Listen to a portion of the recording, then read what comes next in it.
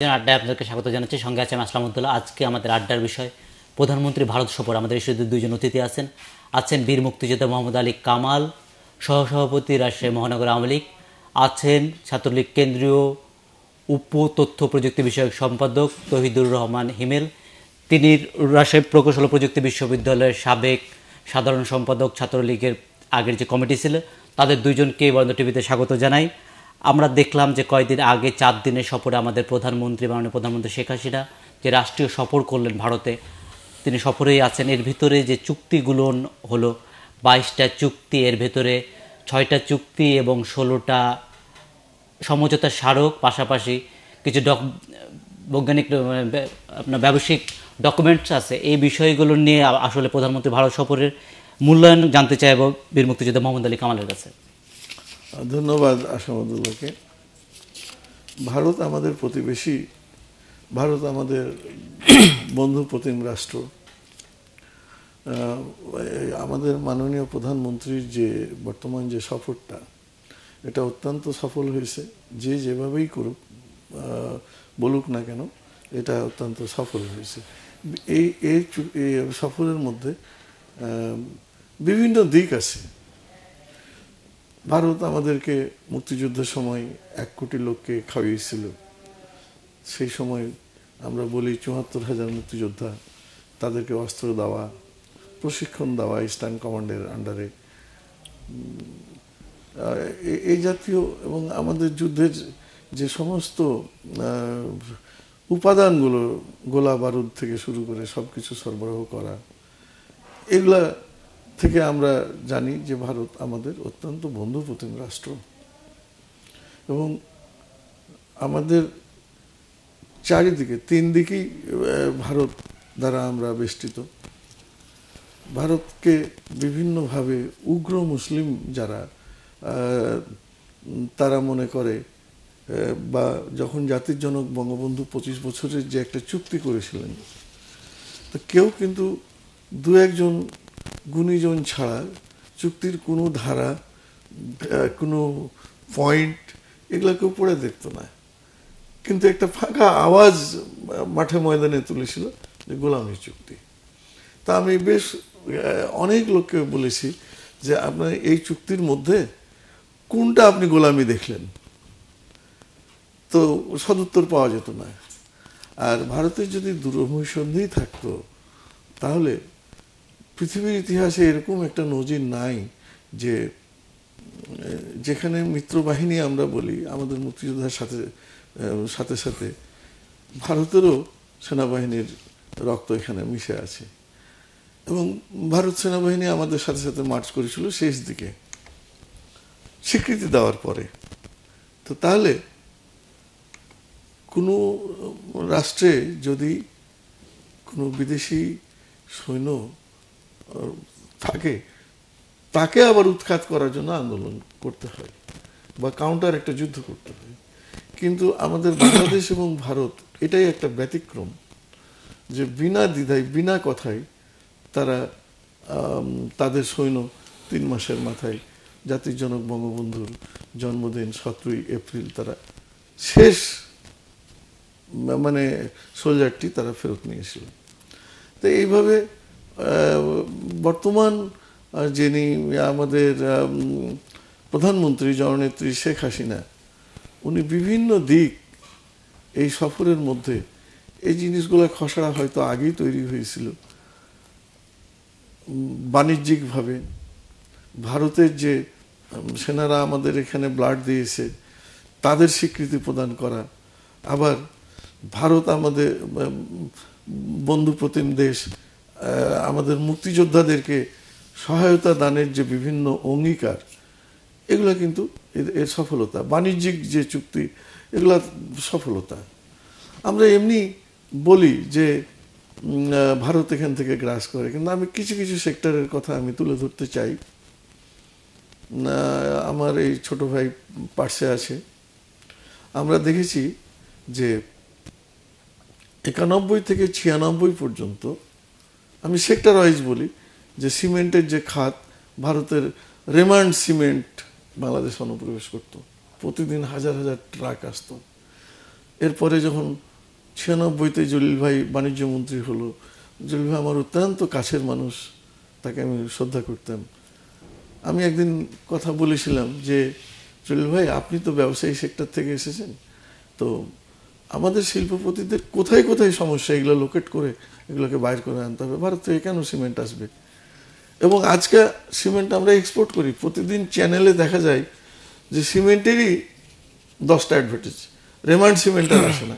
তো আমি এই কথাগুলোর সূত্র এই জন্যই টেনে আনছি যে যারা বলে যে বাণিজ্যিকভাবে আমাদের প্রতি আগ্রাসন বা ভারত আমাদেরকে গিলে খাচ্ছে, এই জাতীয় যারা কথা বলে, তারা একটা ফাঁকা কথা বলে এবং উগ্র সাম্প্রদায়িক, ধর্মীয় সাম্প্রদায়িক কথা বলে দেশের লোককে ভুল পথে নিয়ে যাওয়ার চেষ্টা করে। তা আমি অবশ্যই বলবো যে আমাদের জননেত্রী শেখ হাসিনার এই সফর অত্যন্ত সফল হয়েছে। আরেকটা জিনিস কি, একদিনে কিন্তু সবগুলা পাওয়া যায় না, এটার জন্য ধারাবাহিকতা লাগে। এখন আমরা বলছি যে 31টা, কেউ বলছে 22টা, হয়তো কালকেই পত্রপত্রিকায় এগুলো ক্লিয়ার হয়ে যাবে যে কয়টা সমঝোতা হয়েছে, কয়টা চুক্তি হয়েছে, এগুলো আমরা পেয়ে যাব।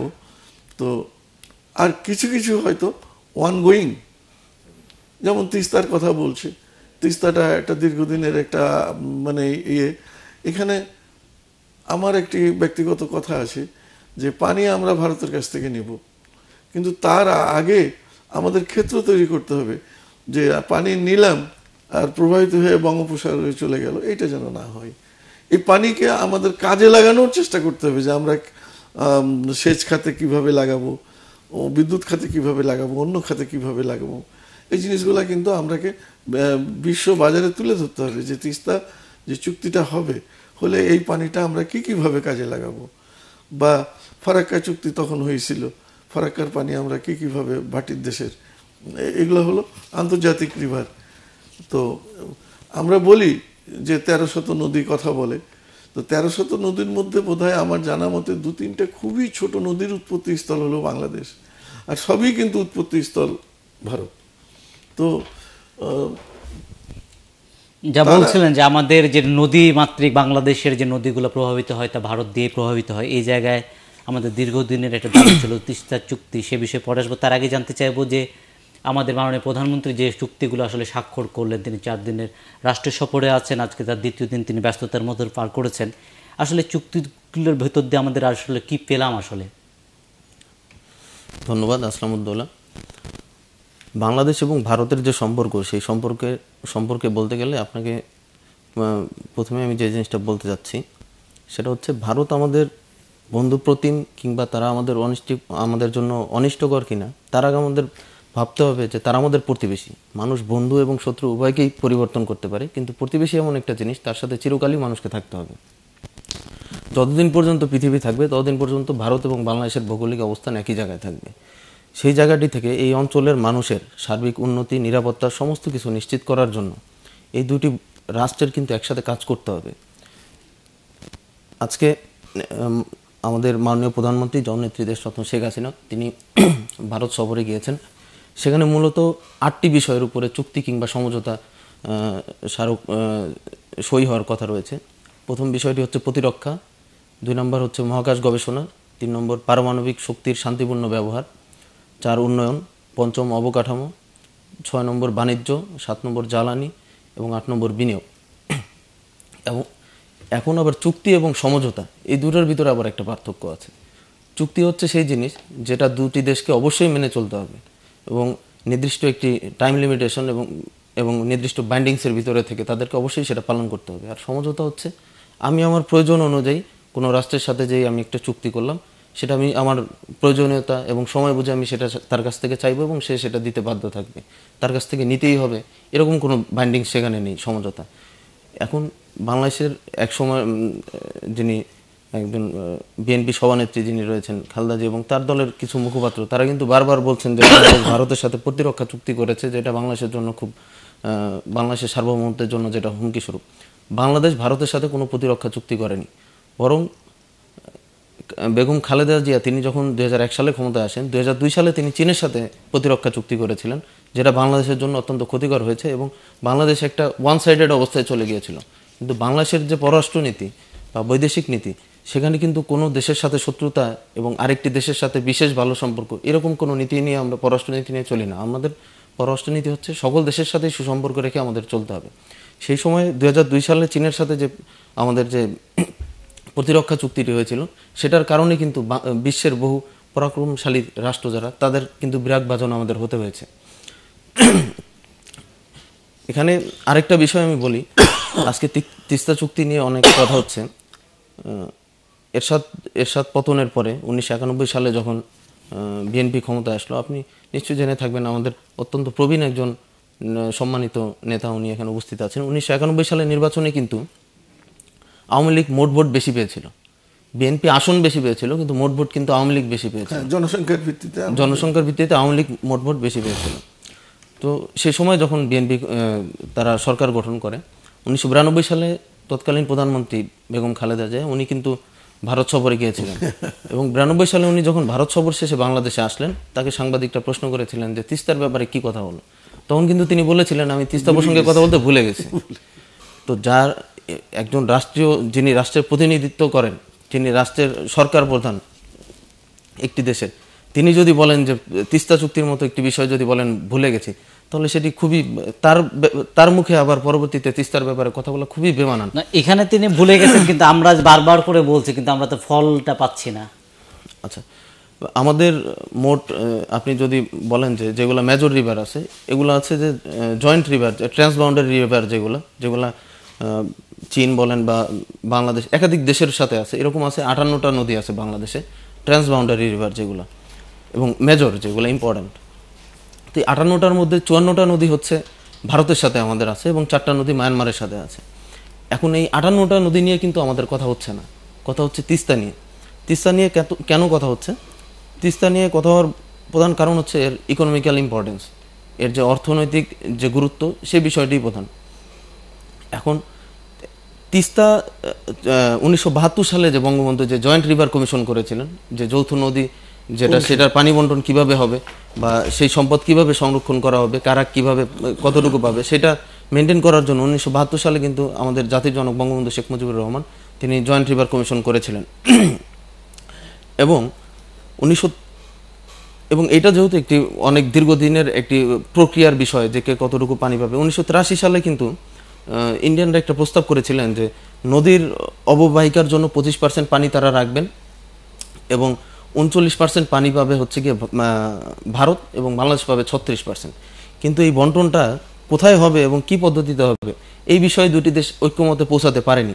অর্থাৎ আমরা যদি দেখি যে এই যে তিস্তা পানি চুক্তি, সেটা কিন্তু সেই জাতির জনক বঙ্গবন্ধু শেখ মুজিবুর রহমান তার জীবদ্দশায় কিন্তু সেটা যাতে আমাদের অধিকার সংরক্ষিত হয় সেই বিষয়টি কিন্তু নিশ্চিত করার জন্য কাজ করে গেছেন। এবং পরবর্তীতে তার মৃত্যুর পরে যারা দেশের স্বৈরশাসক ছিলেন, তারা কিন্তু এই সমস্ত বিষয়ে নজর না দিয়ে বরং তারা কিভাবে এই ক্ষমতা কুক্ষিগত করা যায়, দেশের উন্নয়নের দিকে, সার্বভৌমত্বের দিকে নজর না দিয়ে কিভাবে তাদের আসনটা পাকাপোক্ত করা যায়, সেই বিষয়েই তারা বেশি নজর দিয়েছেন। এবং আপনি এর অর্থনৈতিক গুরুত্ব যদি আপনি বলতে চান তিস্তার, তাহলে দেখবেন যে এই তিস্তার অববাহিকায় বাংলাদেশের প্রায় মোট জনগোষ্ঠীর 8.5% লোক বসবাস করে এই তিস্তার অববাহিকায়, উত্তরাঞ্চলের। যার এখানে আমাদের একটা জিনিস বলা হচ্ছে, যিনি হলো ভারতের, যিনি হলো পশ্চিমবঙ্গের মুখ্যমন্ত্রী মমতা ব্যানার্জি, তিনি বলেছেন যে আমার তিস্তায় পানি নাই, আপনি হলো ধানসিঁড়ি অথবা মণিসিঁড়ি সহ তোরসা নদীর পানি নিতে পারেন, যে নদীগুলো আসলে বাংলাদেশে প্রবাহিত হচ্ছে। এই জায়গা থেকে তিস্তায় যদি পানি না থাকে, এই চুক্তিটা কতটুকু সফল হবে? আর এই জায়গায় যেটা মোহাম্মদ কামাল যেটা বলছিলেন যে আমাদের যে পানিটা আসার পর পানিটা কীভাবে ইউটিলাইজ করব, তার আমাদের নদী প্রবাহ, ড্রেজিং সহ যে কাজগুলো আসলে করা দরকার, এই কাজগুলো তো হয়নি। এই জায়গায় আমাদের শুধু চুক্তি করছি, চুক্তির জন্য গেলাম না, আমরা জানতাম যে আসলে চুক্তিটা এখন সম্ভব না। দেখুন, এখানে পশ্চিমবঙ্গের যিনি মুখ্যমন্ত্রী রয়েছেন মমতা বন্দ্যোপাধ্যায়, তিনি হয়তো চাচ্ছেন না তিস্তা চুক্তি, তার নিজস্ব রাজনীতির কারণে। এবং আপনি হয়তো জেনে থাকবেন যে তিস্তা নদীতে যে জলডাঙ্গা যে নামক যে স্থানে পশ্চিমবঙ্গের, সেখানে যে বাঁধটি দেওয়া হয়েছে, সেই কারণে কিন্তু বিহার রাজ্যও কিন্তু বিহার যে জায়গাটা রয়েছে সেখানেও কিন্তু পানি পাচ্ছে না তারা এটার কারণে। শুধুমাত্র ভিকটিম যে আমরা হচ্ছি তা না, ইন্ডিয়ার ভিতরেও ভিকটিম আছে এটা। এবং মমতা বন্দ্যোপাধ্যায়ের এখানে যে গুরুত্ব, সেটি আমি মনে করি যে এখানে কোনো চুক্তি স্বাক্ষর হওয়ার ক্ষেত্রে তিনি কোনো প্রতিবন্ধকতা নন। কারণ হচ্ছে ভারতেও একাধিক অঙ্গরাজ্য রয়েছে, যুক্তরাষ্ট্রেও একাধিক অঙ্গরাজ্য রয়েছে, কিন্তু যুক্তরাষ্ট্র একটি ফেডারেল রাষ্ট্র। ফেডারেল রাষ্ট্রের চরিত্র হচ্ছে কোনো একটি অঙ্গরাজ্যে কোনো চুক্তি হতে হলে ওই অঙ্গরাজ্যের যিনি গভর্নর তার কনসার্ন সেখানে থাকা লাগবে, তার সিগনেচার থাকা লাগবে।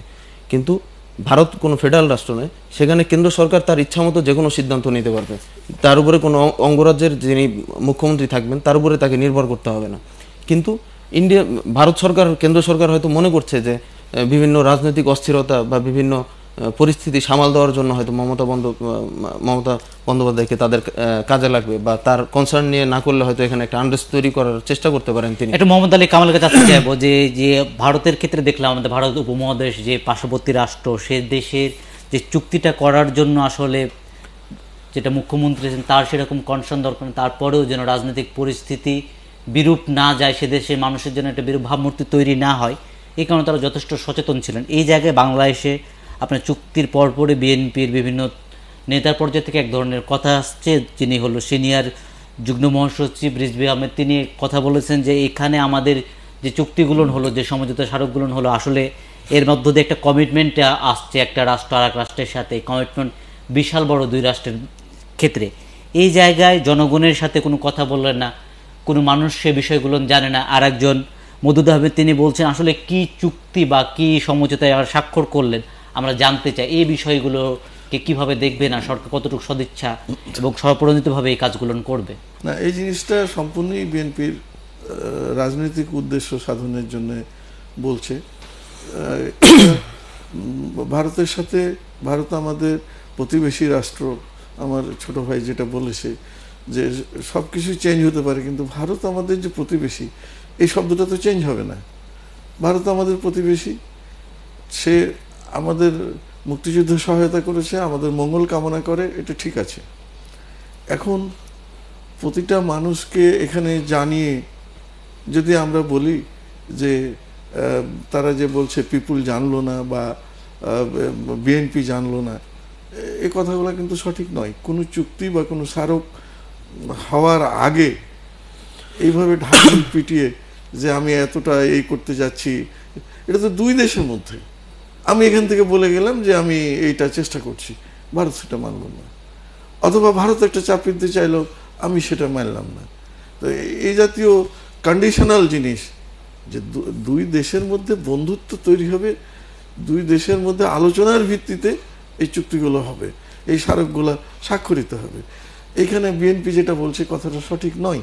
এটা সে রাজনৈতিক একটা গেম খেলার মতো, এটা তো তিস্তা চুক্তি করতে পারলো না, কাজেই টোটাল সফরটাই বাতিল, এই জাতীয় কথা কিন্তু সঠিক নয়। এবং বিএনপির জন্মই হয়েছে ভারত বিরোধী কথা বলে, বিএনপির জন্মই হয়েছে উগ্র মুসলিমিজম বা উগ্র সাম্প্রদায়িক মুসলিম সাম্প্রদায়িক কথাবার্তা বলে, ভারত বিরোধী কথাবার্তা বলে, তারা বলতেই পারে।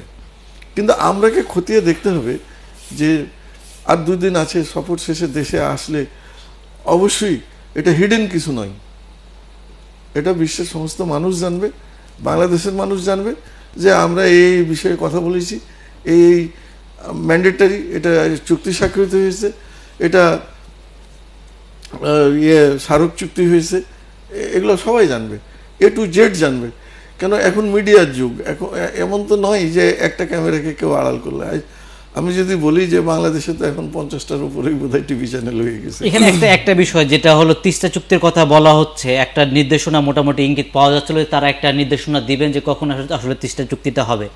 ভারতীয় প্রধানমন্ত্রী নরেন্দ্র মোদী এক ধরনের ঘোষণা দিয়েছেন যে আমার সরকারের সময় এবং আপনাদের সরকারের সময় এই তিস্তা চুক্তির কার্যক্রমটা আমরা কথা চালিয়ে যাচ্ছি।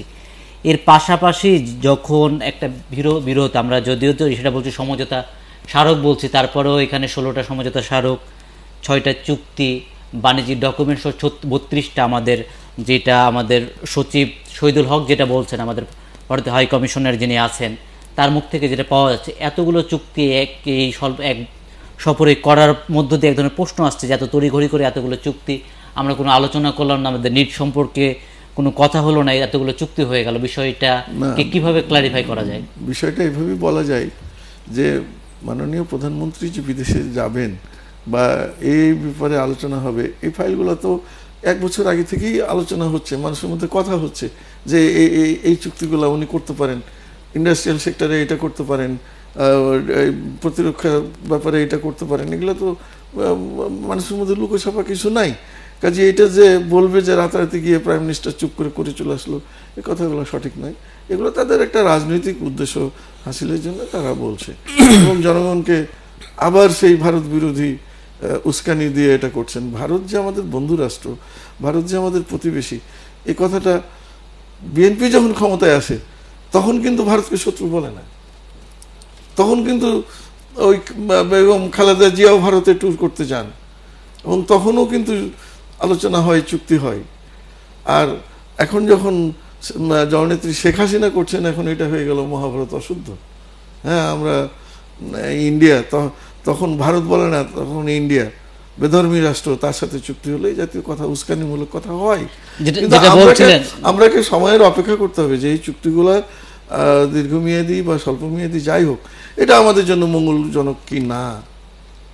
যেটা বলছিলেন যে আমাদের রাজনীতি একটা ভারত বিরোধিতা রাজনীতির একটা বড় ট্রাম্প কার্ড হিসেবে ব্যবহৃত হয়। এর পাশাপাশি যে জিনিসটা দেখা যায় যে বঙ্গবন্ধুর সময় 1983 সালে 72 সালে যে এটা জয়েন্ট রিভার কমিশন যে কাজগুলো করেছেন, তিনি 72 সালে যে চুক্তিটা করেছিলেন সীমান্ত চুক্তি, সেই চুক্তি ভারত স্বাক্ষর হওয়ার পরেও তারা বাস্তবায়ন করতে পারেনি। 2015 সালে সম্প্রতি কিছুদিন আগেই, 2 বছর আগেই সেটা স্বাক্ষর হলো, কার্যকারিতা পেল। এই জায়গায় আমাদের জাতির ফাউন্ডার বঙ্গবন্ধু শেখ মুজিবুর রহমান যে এই চুক্তিগুলো করেছেন, আজকে তারই কন্যা শেখ হাসিনা অনেকগুলো চুক্তি করলেন। এর ভিতরে যে বিষয়টা বলা হচ্ছিল, প্রতিরক্ষার জায়গায় ভারত $50 কোটি আমাদেরকে দেবে, মানে প্রতিরক্ষার খাতে অস্ত্র কেনার জন্য।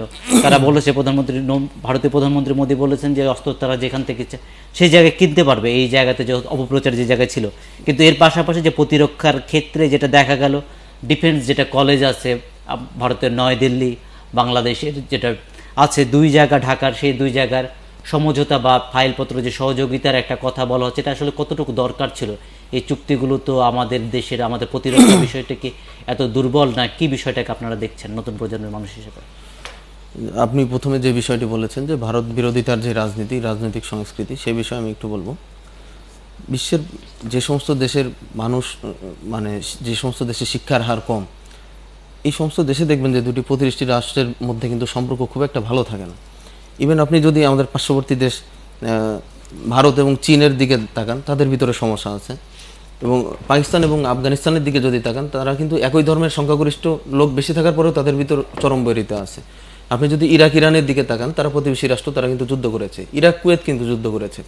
আপনি ইভেন মিশরের দিকে যদি তাকান, মিশর, লেবানন, এদের ভিতরে অনেকবার যুদ্ধ হয়েছে বিভিন্ন সময়। এখানে আসলে ধর্মীয় বিষয়টি খুব কোনো বিষয় না, এটা বিএনপির একটি হাতিয়ার রাজনীতি করে। এটা ধর্মীয় বিষয়টি আসলে মুখ্য না, এই যে বিরোধটা। কারণ দুটি দেশের ভিতরে পারস্পরিক অনেকগুলো বিষয় থাকে যে জায়গায় তারা মিউচুয়াল আন্ডারস্ট্যান্ডিং আসতে পারে না বিভিন্ন কারণে। এই কারণে কিছু গ্যাপ থাকবেই, কিন্তু সেটা যে ধর্মীয় কারণেই বিষয়টি এমন নয়। আপনি যদি এই জায়গার যদি আপনি ওভারঅল রাজনৈতিক বিষয়টা চিন্তা করেন, ভারতের সাথে চীনের যে খারাপ সম্পর্ক, সেটা কিন্তু ধর্মীয় কারণে খারাপ সম্পর্ক নয়। আপনি যখন ইংরেজ শাসনামল ছিল এখানে, তখন সিকিম এবং অরুণাচল, 2টা প্রদেশ যে আজকে ভারতের ভিতরে রয়েছে, সেটা কিন্তু একসময় চীনের ভিতরে ছিল। সেই চীন থেকে তারা সেই 2টি প্রদেশ দখল করে ভারতের সাথে, তারা তৎকালীন ভারতবর্ষের সাথে তারা অ্যাড করছে। যেই কারণে ভারতের সাথে কিন্তু চীনের সেই সম্পর্কটি মানে ঐতিহাসিকভাবেই খারাপ।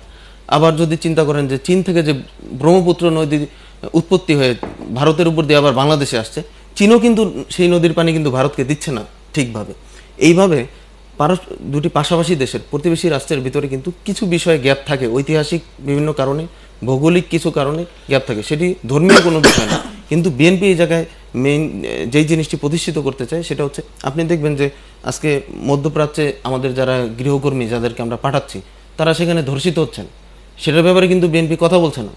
আবার আপনি যদি দেখেন যে আমাদের যারা বিভিন্ন খুব মাইনর অপরাধে বিভিন্ন দেশে আমাদের দেশের নাগরিকদের বা সেখানে যারা আমাদের কর্মজীবী রয়েছেন, তাদেরকে কিন্তু মৃত্যুদণ্ড কার্যকর করা হচ্ছে জনসমক্ষে এনে, সেটার ব্যাপারে কিন্তু বিএনপি কথা বলছে না। বিএনপি কথা বলছে কখন?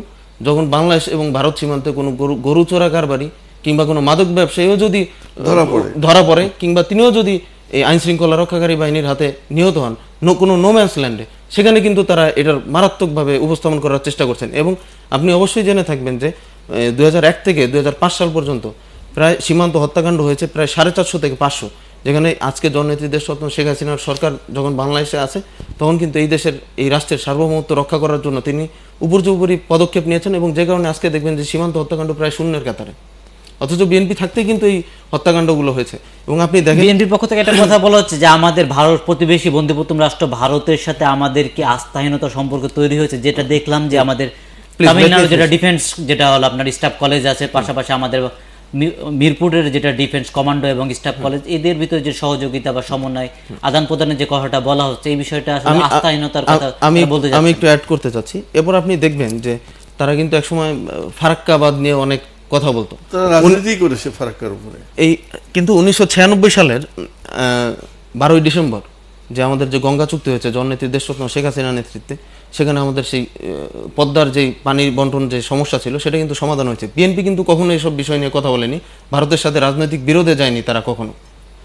তারা সবসময় চেয়েছে ভারত যাতে নিজে থেকেই তাদের মাথার উপরে আসে। আবার আপনি দেখেন ছিটমহলের যে সমস্যাগুলো ছিল সেই সমস্যা নিয়ে কিন্তু কোনোদিন বিএনপি কথা বলেনি। এটা কিন্তু জননেত্রী দেশরত্ন শেখ হাসিনাই সেই সমস্যার সমাধান করেছেন। সেই অঞ্চলের মানুষের যে সার্বভৌমত্ব এবং স্বাধীনতার যে স্বাদ, সেটা কিন্তু জননেত্রী দেশরত্ন শেখ হাসিনাই দিয়েছেন। খালেদা জিয়া কিন্তু কখনোই এই ছিটমহল সমস্যার সমাধান করতে একটি ন্যূনতম উদ্যোগও নেয়নি। আজকে আপনি সমুদ্র সীমা নির্ধারণের কথা বলেন, ভারত এবং মায়ানমারের সাথে আন্তর্জাতিক আদালতে যুদ্ধ করে আমাদের মাননীয় প্রধানমন্ত্রী জননেত্রী দেশরত্ন শেখ হাসিনা কিন্তু সেই সমুদ্র সীমা আমাদের উদ্ধার করে দিয়েছেন। আজকে এই তিস্তা চুক্তি আমি মনে করি জননেত্রী দেশরত্ন শেখ হাসিনার হাতেই সম্ভব এই তিস্তা চুক্তি, এবং তিনি পারবেন যদি ভারত তার অভ্যন্তরীণ রাজনীতিকে তারা যদি ব্যালেন্স করতে পারেন। আমার মনে হয় যে, এবং ভারতের যিনি মহামান্য রাষ্ট্রপতি রয়েছেন প্রণব মুখার্জি, তিনি নিজেও যেহেতু শেখ হাসিনার নেতৃত্বে এই তিস্তা চুক্তি বাস্তবায়ন হওয়া সম্ভব অচিরেই। যেটা আশাও দেখা গেছে আমাদের মমতা ব্যানার্জি যিনি পার্শ্ববর্তী পশ্চিমবঙ্গের যিনি মুখ্যমন্ত্রী, তার ভিতরেও এক ধরনের মানে আভাস পাওয়া গেছে, যে একটা নমনীয়তার আভাস পাওয়া গেছে। সেখানকার প্রধানমন্ত্রী যখন একটা তার শাসন আমলেই বা তার কার্যক্ষমতা যখন আছে সে সময়ের ভিতরে যখন আশ্বাস দেয়, তখন আমরা আশান্বিত হতে পারি যে বিষয়টা আসলে আমাদের কাঙ্ক্ষিত লক্ষ্যে পৌঁছাবে। যে বিষয়টা দেখা গেল যে আমাদের প্রতিরক্ষার জায়গায় যে বিষয়টা আমরা দেখেছি যে যেই চুক্তি বঙ্গবন্ধু 72 সালে করেছেন সেই চুক্তি বাস্তবায়ন হচ্ছে 2015 সালে, অনেকগুলো চুক্তি হলো। এই জায়গায় আমরা কতটুকু আশাবাদী হতে পারি যে চুক্তিগুলোর মধ্য দিয়ে পূর্ণ বাস্তবায়ন হবে। আর প্রতিরক্ষার জায়গায় যে প্রশ্নগুলো আসলে উঠছে যে আমাদের আন্তঃরাষ্ট্রীয় যে সহযোগিতা বা একটা সমন্বয়ের কথা বলা হচ্ছে, বিভিন্ন প্রশিক্ষণের কথা বলা হচ্ছে, আমাদের বিচারপতিকে তারা প্রশিক্ষণ দেবেন, তারা এক ধরনের ট্রেনিংয়ের যে কথাগুলো বলছে, এটা আসলে কি দরকার ছিল না কি? যে একটা কথা বললেন যে 2001 সালে চীনের সাথে একটা প্রতিরক্ষা চুক্তি হয়েছিল, এই জায়গায় ব্যালেন্সের একটা বিষয় বা পার্শ্ববর্তী বন্ধুপ্রতিম রাষ্ট্র 2002 সালে দায়িত্বের একটা বিষয় চলে আসে। এই সব মিলিয়ে আসলে বিষয়টাকে দেখা কেমন ভাবে বিচার করা যায়? না, আমি ওই তোমার আগের প্রশ্নটাই আসি যে তারা যে প্রতিরক্ষা চুক্তি নিয়ে যে বিতর্কে নেমেছে, আমিও টকশোগুলো কাল থেকে বা পরশুদিন থেকে খুব মাইনরলি অবজার্ভ করছি। তাদের বোঝা উচিত যে যদি আমার যথেষ্ট প্রতিরক্ষার ব্যাপারে, আমার দেশের সার্বভৌমত্ব রক্ষার ব্যাপারে আমি অবশ্যই স্বাধীন। ভারত এমন কোনো চুক্তি করেনি যে তার কাছ থেকেই আমরাকে বিমান কিনতে হবে, তার কাছ থেকেই আমরাকে সাবমেরিন। এই তো কয়দিন 2 মাস হয়নি বোধহয় সাবমেরিন কেনাটা, জি জি, সেটা তো চীনের কাছ থেকে। আমি এখানে এই প্রসঙ্গে একটা কথা বলতে, তোমার তথ্যভিত্তিক আলোচনাটা খুব ভালো লাগছে। এই প্রসঙ্গে আমি একটা কথা বলতে চাচ্ছি যে বিএনপি কিন্তু সবসময় উপস্থাপন করতে চায় যে ভারতের কাছে হয়তো বাংলাদেশ দেশ বিক্রি করে হয়ে যাবে। আজকে এই ছোটবেলা থেকে আমরা শুনে আসছি বাংলাদেশ এত বড় দেশ যে বিক্রি হচ্ছে না এতদিনে, বিএনপি এই এত বড় একটা প্রোপাগান্ডা তারা ছড়িয়ে যাচ্ছে। আরেকটি বিষয়, চীন এবং ভারতের সাথে কিন্তু কূটনৈতিক একটি প্রচন্ড বিরোধ রয়েছে। আপনি জানেন ভারতের যদি আওয়ামী লীগ দালালি হতো তাহলে চীন কেন বাংলাদেশের কাছে সাবমেরিন দিবে, চীন কেন পদ্মা সেতুতে অর্থায়ন করবে? বরঞ্চ এটা নিয়ে এই প্রোপাগান্ডাটি ছড়িয়ে বিএনপি আজীবনই রাজনীতি করতে চাচ্ছে। কারণ আপনি আমি না বুঝতে পারি, চীন কি বুঝে না যে কে কার শত্রু, কে কার দালালি করছে? চীন কেন তাহলে এখানে আমাদের পদ্মা সেতুতে তারা অর্থায়ন করছে, আমাদের প্রযুক্তি খাতে অর্থায়ন করছে? তা আজকে আমাদের যে নিজস্ব যে এয়ার ডিফেন্স সিস্টেম হয়েছে, যে আমাদের আকাশপথে কেউ কোনো শত্রু আসলে সেটাকে প্রতিরোধ করার মতো যে একটি নতুন একটি মিসাইল সিস্টেম কেনা হয়েছে, সেটা কিন্তু চীনের কাছ থেকে কিনেছি আমরা। আজকে আপনি সাবমেরিনের দিকে তাকান, চীন কিন্তু আমাদেরকে সাবমেরিন সরবরাহ করেছে। তাহলে ভারতেরই যদি আমরা দালালি করতাম, আওয়ামী লীগ সরকার যদি দালালি করতো, তাহলে চীন কেন আমাদেরকে এই সহায়তাগুলো করছে? যেটা বললেন যে চীনের একটা বাণিজ্যিক একটা ক্ষেত্র তৈরি হয়েছে, আমাদের অস্ত্র কেনা সহ একটা আস্থার একটা রাষ্ট্র হিসেবে আমরা চীনকে পাশে পাই। এর পাশাপাশি যেটা কথা বলছিলাম যে আমাদের প্রতিরক্ষা বিষয়ে যে কথাগুলো আসছে, এই জায়গায় খুব বেশি কি দরকার ছিল না? না, কি বিষয়টা এটা পৃথিবীর ইতিহাসে সবসময় হয়ে থাকে। এক দেশের অফিসাররা আরেক দেশে গিয়ে সাময়িক একটা কোর্স করে, এটা অতীতেও হয়েছে, সর্বদেশে হয়। এটা একটা ফ্রেন্ডশিপ এক্সচেঞ্জের মতো। আমার পাইলট আমাকেই তৈরি করতে হবে, কিন্তু তার একটা ফ্রেন্ডশিপের মতো 10টা পাইলট চীনেও যেতে পারে, চীনের পাইলট আমাদের এখানে আসে, বা এই জাতীয় যারা নেভাল ফোর্স তারা আসে, ল্যান্ডে যারা আর্টিলারি ফোর্স তারাও আসে, এটা কোনো ব্যাপার নয়। কিন্তু ওই চুক্তিতে এমন কোনো কথা নাই যে বাংলাদেশ তার প্রশিক্ষণের জন্যে ভারতের এই স্টাফ কলেজ ছাড়া আর অন্য কোনো পৃথিবীর দেশে যেতে পারবে না, এটা কিন্তু ঠিক নয়। আমাদের অফিসার আমেরিকাতেও যায়, আমরা দেখি বিভিন্ন সময় যে একটা কোর্স করার জন্য গেল। কেন যেতে হয়, এটার একটা ব্যাপার আছে, যে সাবমেরিনটা চীন দিয়েছে তার কিছু হিডেন ব্যাপার আছে, সেটার সাথে একটা ওরিয়েন্টেশনের ব্যাপার আছে, প্রশিক্ষণের ব্যাপার আছে। তারপরে ওটা যদি ত্রুটি বিচ্যুতি দেখা যায়, সেটা মেনটেনেন্সের ব্যাপার আছে। আমার এই ব্যাপারে একটা খুব অভিজ্ঞতা, এবং এই সমস্ত বিষয় কিন্তু শুধুমাত্র প্যাকেজ আকারে কেনা হয়, সেটা প্রশিক্ষণ যা বলছে। হ্যাঁ, আমার একটা বাস্তব অভিজ্ঞতা। আমি একবার ব্যাঙ্গালোরে গেছি, তো সেদিন আমরাকে সমুদ্রের মধ্যে ডিনার করাবে। তো কিছু কিছু জিনিস খুব হাসির লাগে। দেখি যে যত পেট্রোল পাম্প সব সমুদ্রের ধারে। তা আমি তো ফান্ডার হয়ে গেলাম যে আমরা দেখে অভ্যস্ত পেট্রোল পাম্প হবে রোডে, রাস্তার ধারে, কিন্তু আসলে কি তাদের যত ট্রলার যত কিছু। তারপরে যখন আমাদের শিপটা সমুদ্রের দিকে যাচ্ছে, তখন একটা বিরাট শিপ পানি নিচ্ছে। তো আমি একটু কৌতূহলী যে এত বড় শিপে হাজার হাজার হাজার হাজার গ্যালন পানি। তা আমি আমার ইন্টারপ্রেটারকে বললাম যে এটা কি হয় এখান থেকে যে পানি? বলছে এটা যে গভীর সমুদ্রে যে আছে, কি বলে, নাবিকরা আছে সাবমেরিনের, তারা তো লোনা পানি খাবে না, এই পানি তাদের জন্য যাবে। এবং এই জাহাজটা কখন ছাড়বে, কিভাবে ছাড়বে, কিভাবে তার গন্তব্য যাবে, এটা সবই গোপনীয়। সমুদ্রে যারা নাবিক আছে আমাদের, তারা তো মিঠা পানি খাবে। তো এইটা খুব সেদিন আমার আশ্চর্য লাগলো যে এই অভিজ্ঞতাগুলো কিন্তু আমাদের বাংলাদেশের, আমাদের এই ভূখণ্ডের মানুষের নাই। তো এখন যেভাবেই যাই বলুক, প্রতিরক্ষার কথা, আমাদের ফারাক্কা চুক্তির কথা, এটা কথা ওটা কথা, মানুষ আওয়ামী লীগের কাছ থেকে প্রত্যাশা করে প্রচুর। মানুষ আওয়ামী লীগের কাছে বলে যে খাদ্য তৈরি করে দাও। কই, বিএনপির নেতারা তো খাদ্য ঘাটতি মিটে করতে পারেনি। ওই জেনারেল এরশাদ তো বলতো যে আমার খাদ্য কিনতেই সমস্ত টাকা চলে যায়। আজকে তো জননেত্রী শেখ হাসিনা মুখ ফুলিয়ে বলে যে আমি খাদ্য এক্সপোর্ট করব। তো এই কিছু কিছু দলের আমার মনে হয় যে সময় উপযোগী কিছু রাজনৈতিক কথাবার্তা চেঞ্জ করা উচিত। এখন ওই উগ্র মৌলবাদী চিন্তাভাবনা, ভারত হিন্দু রাষ্ট্র, এইগুলা বাজারে খাবে না, এটা খাওয়ার প্রশ্নই ওঠে না। এবং আমি আশা করি যে আর 2 দিনের মধ্যেই প্রতিটা চুক্তির আমরা পত্রপত্রিকায় বা টক শোতে বা টিভিতে আমরা দেখতে পাবো, এবং অবশ্যই এই চুক্তি মঙ্গল বয়ে আনবে বলে আমি এই চুক্তিতে যে জিনিসটা দেখলাম যে আমাদের দেশে যে 50 কোটি টাকা সামরিক খাতের জন্য দেওয়া হয়েছে, তার পাশাপাশি 450 কোটি ডলার আমাদের বিভিন্ন অবকাঠামো উন্নয়নের জন্য দেওয়া হয়েছে। এই অর্থটা আমাদের আর্থসামাজিক উন্নয়নে কতটুকু কার্যকর ভূমিকা রাখবে এবং এর কত মেয়াদে এর ফলাফলটা আমরা পেতে পারবো? আপনি বর্তমান সরকারের যে পররাষ্ট্র নীতি, সেটা যদি আপনি লক্ষ্য করেন, পৃথিবীর প্রত্যেকটি পরাশক্তির সাথে কিন্তু একটি সুন্দর ব্যালেন্সিং একটি সম্পর্ক কিন্তু এই সরকার প্রতিষ্ঠা করেছে। আপনি দেখবেন যে আজকে সাবমেরিন আমরা কিনছি চীনের কাছ থেকে, ভারতের কাছ থেকে আমরা কিছু সামরিক সহযোগিতা নিচ্ছি। আবার অন্যদিকে আপনি দেখবেন যে রাশিয়ার কাছ থেকে আমরা কিছুদিন, আপনি জানেন হয়তো, MiG-35 বিমানের একটি অর্ডার দেওয়া হয়েছে, একটি টেন্ডার নোটিশ দিয়েছে বাংলাদেশ এয়ারফোর্সের অফিস, এবং MiG-35 এর একটি অর্ডার হয়েছে। এর আগে রাশিয়ার কাছ থেকে কিন্তু আমরা Yak-31 যে বিমান, যুদ্ধ বিমান, সেটাও কিন্তু এই বর্তমান জননেত্রী দেশরত্ন শেখ হাসিনার আমলেই কেনা। এমনকি এর আগেও আমাদের যে যুদ্ধ বিমান ছিল একটি MiG-29, সেটাও কিন্তু 1996 সালে জননেত্রী দেশরত্ন শেখ হাসিনা যখন ক্ষমতা এসেছিলেন তখন কেনা। অর্থাৎ প্রতিরক্ষা খাতের সবচেয়ে বড় যে অর্জনগুলো এবং আমাদের যে বড় বড় যুদ্ধজাহাজগুলো আছে, সমস্ত যুদ্ধজাহাজই জননেত্রী দেশরত্ন শেখ হাসিনা যখন সরকারে ছিলেন তখনকার কেনা। অর্থাৎ এই প্রতিরক্ষা খাতে যতগুলো অর্জন আছে বড়, সবগুলো এই সরকার এবং জননেত্রী দেশরত্ন শেখ হাসিনার হাত ধরেই হয়েছে।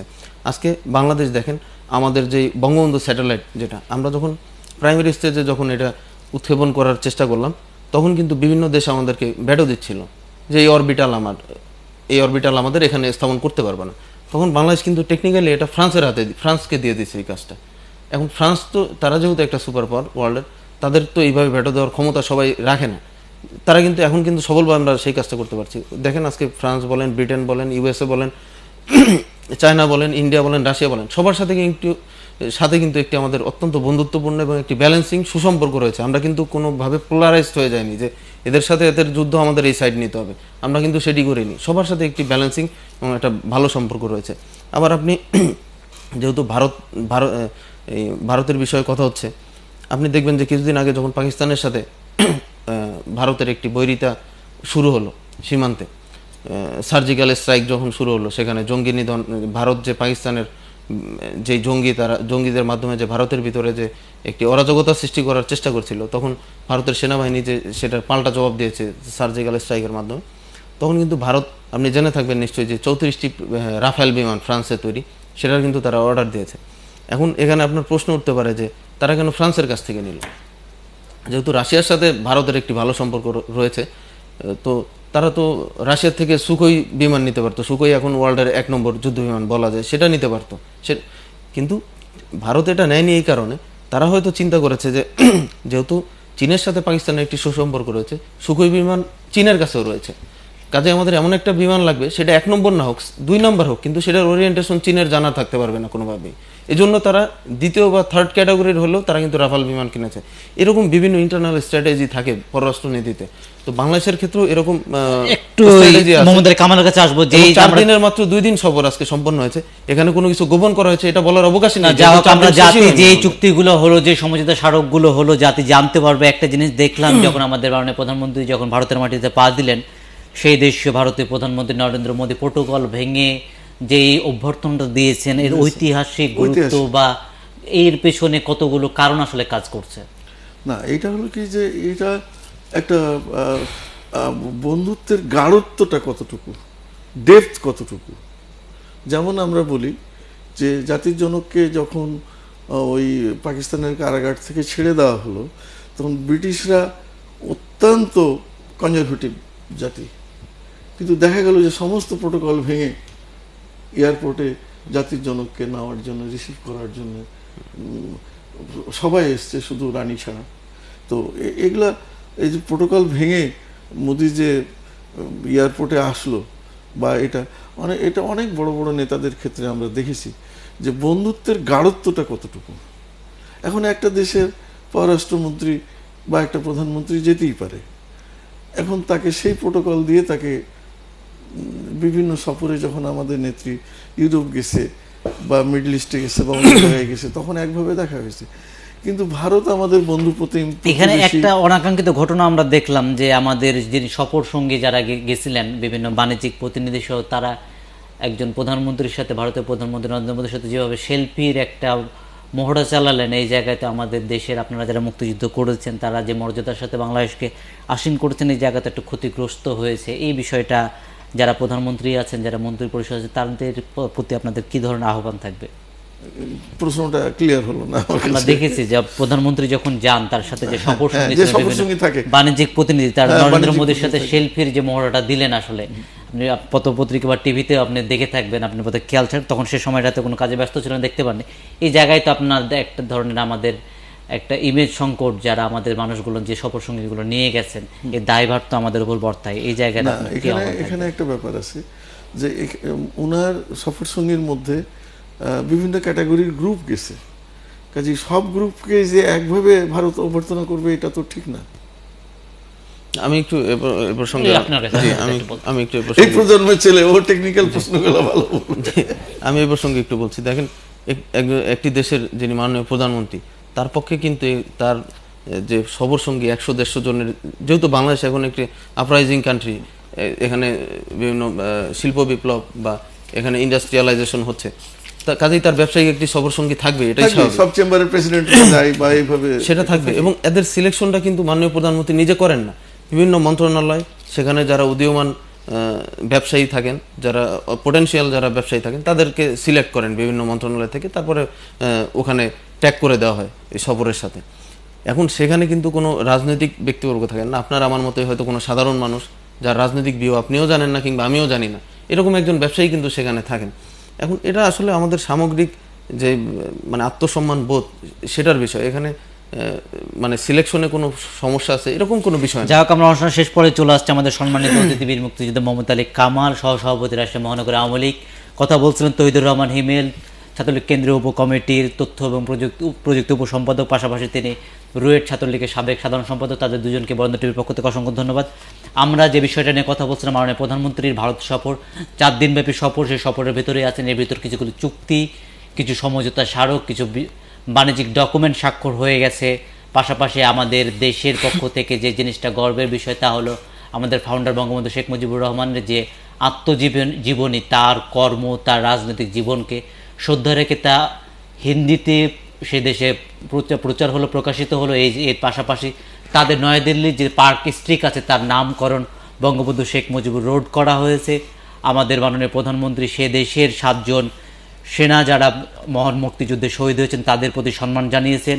পাশাপাশি 1661 জন যারা শহীদ ভারতীয় মিত্রবাহিনীর যে শহীদ হয়েছেন তাদের প্রতি সম্মাননার জায়গাগুলো করেছেন। আমাদের প্রত্যাশা থাকবে যে চুক্তিগুলো স্বাক্ষর হলো, সেই চুক্তিগুলো অবশ্যই যেন দেশ বান্ধব হয় এবং এই চুক্তির মর্মকথা কি, চুক্তিগুলো কতটুকু বাস্তবায়ন হবে তা জাতির সামনে তুলে ধরার যে দাবি বিএনপির পক্ষ থেকে করা হচ্ছে, মানুষের বিভিন্ন জায়গা থেকে আসছে এই দাবি এবং এই বিষয়গুলো ক্লিয়ার হবে। এই চুক্তির মধ্যে দিয়ে বাংলাদেশের একটা কাঙ্ক্ষিত লক্ষ্য থাকবে, বন্ধুর জায়গায় বন্ধুপ্রতিম রাষ্ট্রের যেই সম্পর্ক হওয়া দরকার সেই সম্পর্কের জায়গা ক্লিয়ার থাকবে। আমাদের অর্থনৈতিক চাকার যে উন্নতি, যে প্রবৃত্তি, তাদের এক ধরনের সহযোগিতার আমরা মনোভাব দেখেছি, সেই সহযোগিতার মনোভাব থাকবে। আমাদের রাষ্ট্রের যে থিম, প্রত্যেক রাষ্ট্রের সাথে বন্ধুত্বপূর্ণ সম্পর্কের মধ্য দিয়ে আমাদের বাংলাদেশকে এগিয়ে যাওয়া, সেই ধারা অব্যাহত থাকবে। এই আশাবাদ ব্যক্ত রেখে শেষ করছি। সবাই ভালো থাকবেন, শুভরাত্রি।